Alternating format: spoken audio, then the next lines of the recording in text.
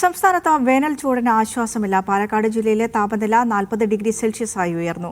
ചൂട് കനത്തതോടെ വൈദ്യുതി ഉപഭോഗവും സർവ്വകാല റെക്കോർഡിലെത്തി. കെഎസ്ഇബിയുടെ ചരിത്രത്തിലാദ്യമായി വൈകുന്നേരത്തെ വൈദ്യുതി ആവശ്യകത 6000 മെഗാവാട്ട് പിന്നിട്ടു. സംസ്ഥാനത്ത് പവർ കട്ട് ഉണ്ടാകില്ല എന്ന് വൈദ്യുതി മന്ത്രി അറിയിച്ചു. പുറത്തിറങ്ങിയാൽ പൊള്ളുന്ന ചൂടാണ്.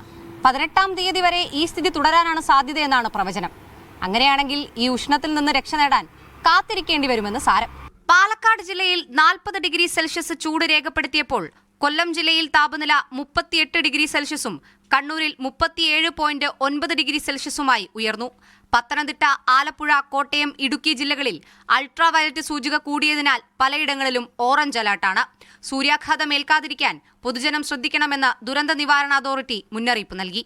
ഉരുകിയൊലിക്കുന്ന ജനം എസിയും ഫാനിനെയും ആശ്രയിക്കുമ്പോൾ സംസ്ഥാനത്തെ വൈദ്യുതി ഉപയോഗവും കുതിച്ചുയരുകയാണ്. ഇന്നലെ വൈകുന്നേരത്തെ വൈദ്യുതി ആവശ്യകത 6012 മെഗാവാട്ടാണ്. 13 രേഖപ്പെടുത്തിയ 5933 മെഗാവാട്ട് പഴങ്കതയായി. വൈകുന്നേരത്തെ വൈദ്യുതി ആവശ്യകത 6000 മെഗാവാട്ട് പിന്നിട്ടതോടെ ആഭ്യന്തര വൈദ്യുതി ഉൽപാദനം കൂട്ടാനാണ് വൈദ്യുതി ബോർഡിന്റെ നീക്കം. പ്രതിസന്ധി ഉണ്ടാവില്ലെന്നാണ് കെഎസ്ഇബി ആവർത്തിക്കുന്നത്. തൽക്കാലം നമ്മളതിനെല്ലാം പരിഹരിച്ചിട്ടുണ്ട്. അതിനുള്ള മുൻകരുതലുകളൊക്കെ എടുത്തിട്ടുണ്ട്. നാളെ അതിന്റെ അവലോകനമുണ്ട്. അതിൽ വെച്ചിട്ട് നമുക്ക് പ്രശ്നം പരിഹരിക്കാൻ സാധിക്കുന്നുള്ളതാണ്. RB സനൂപിനൊപ്പം അക്ഷയ കൃഷ്ണാനന്ദ്, മീഡിയ 1, തിരുവനന്തപുരം.